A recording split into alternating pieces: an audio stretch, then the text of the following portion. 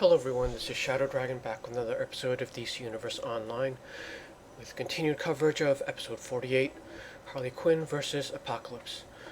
So in this video I'm going to be going over the daily efficiency scenario in the open world. So in this case, it's only for the dailies. We're going to try to do it in efficient order. The pointer has already been cleared. This is not our first time here. The weeklies have already been cleared too. So the first thing you do is you pick up the Catwoman question mark for the free mark.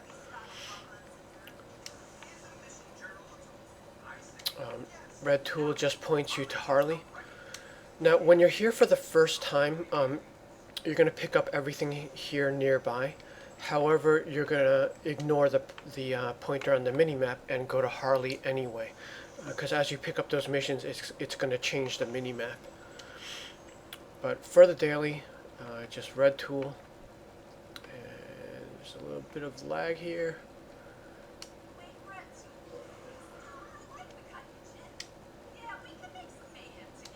Alright, so mission 1. Mr. Miracle just points you to Barda. What I'm going to do is pick up all of the missions. Unfortunately in this episode they're all spread out. And then start doing them. What you could do is pick up a mission and then do it right there. But it's slightly more efficient this way when you pick them all up and then do them in reverse order. Because that way if you hit a boundary where the two missions overlap, you won't be losing credit. Alright, so Gordon points you to Nightwing for the third daily. And after you get pointed, you have to actually interact with them twice. Once to get rid of the question mark, and the other to pick up the exclamation point, which is the mission. Alright, so picked up all three. Whenever things are spread out like this in an open world, which is new to this episode, but if you find that you have less than 3, then it means you're missing something, because all of the episodes have 3 open worlds, 3 open world dailies.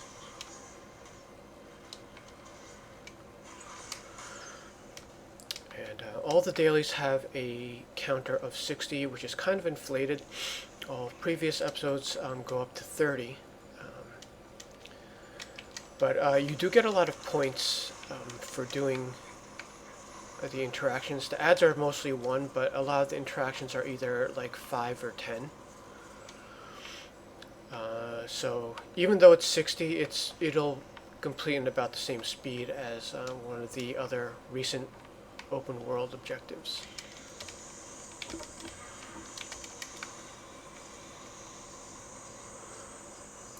Like other episodes, you do have the augment bonus at level 12 that has a 25% chance for each augment at level 12 to give you 1 point contribution at the end of a knockout or interaction. But, so actually when you apply that math to 60 points, you're actually getting a less of a percent bonus with that. So maybe that's why they inflated it to 60, to kind of give a slight nerf to the augments. It shouldn't be too noticeable though. The augment bonus kind of kicks in at the end of an interaction, whether it be a knockout or a cog. So the more interactions, the more chance for bonus. So like that one, there would be it would roll 3 times per augment. And this one here would roll a lot more than that, because you get several ads. And then there's the completion of this timer at the end, where it would again roll twice if you had 2 augments.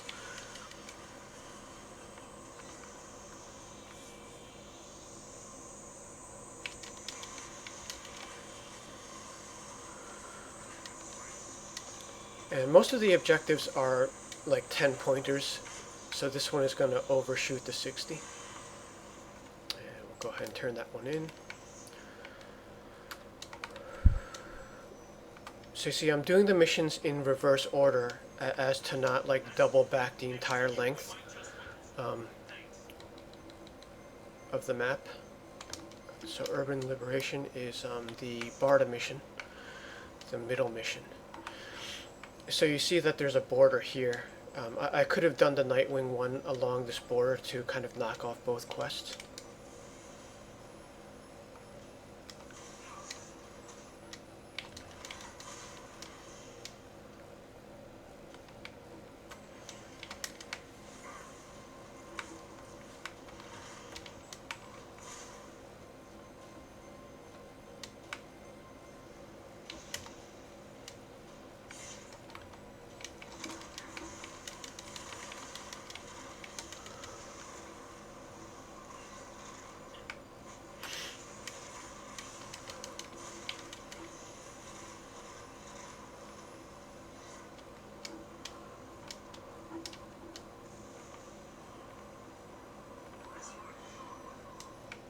As with all open world loadouts, I do recommend you having a shield here because there's going to be objective stealing from like the lazy leechy players who just swoop in after you do all the combat.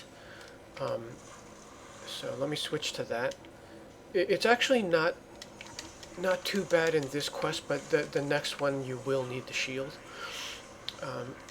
It tends to happen like when a cog appears during combat, because that way, like, you know, while you're doing the 1-pointers, the other player might swoop in and steal your 10 point, and it doesn't seem to split, as in it doesn't detect you as being the one that started the objective, because if they swoop in, they get the 10 and you don't, while you did all the work.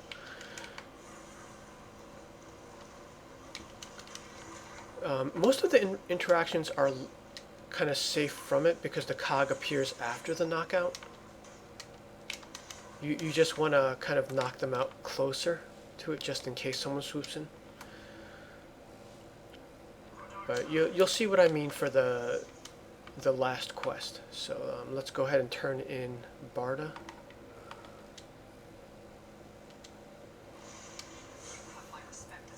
And the last one is the Harley quest. Yeah, so this is the one where one of the objectives could possibly have a leecher. Let me try to find one. There should be like a pair of red dots, like this one here.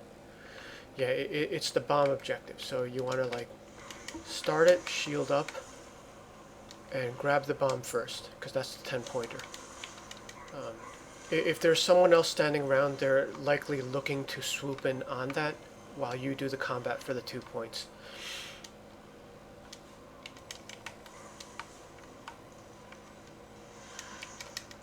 There are definitely more lazy shortcut players than hardworking ones.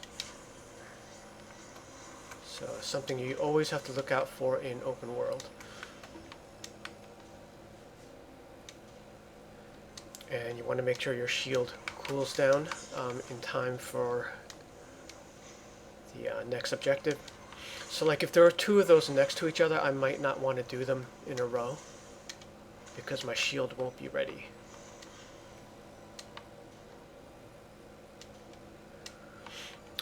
This one here also sort of has that case because someone could swoop in and get that dynamite there, which is 5 points.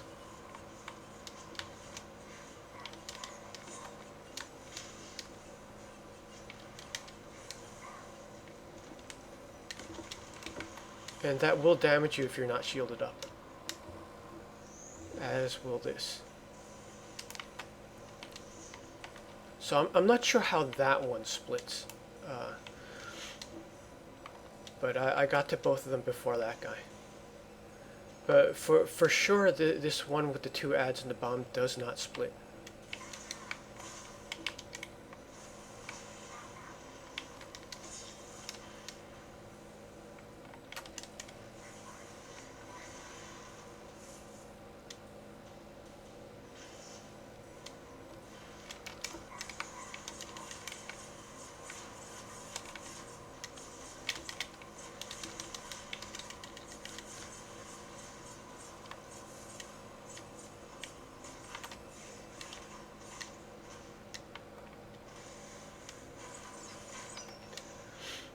I'm still going to complete these because there are feats for some of these objectives.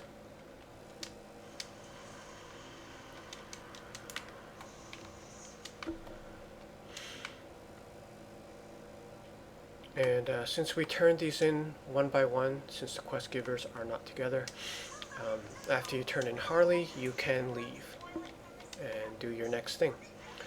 Alright, that is it from here. Stay tuned for more coverage of episode 48, and thanks for watching.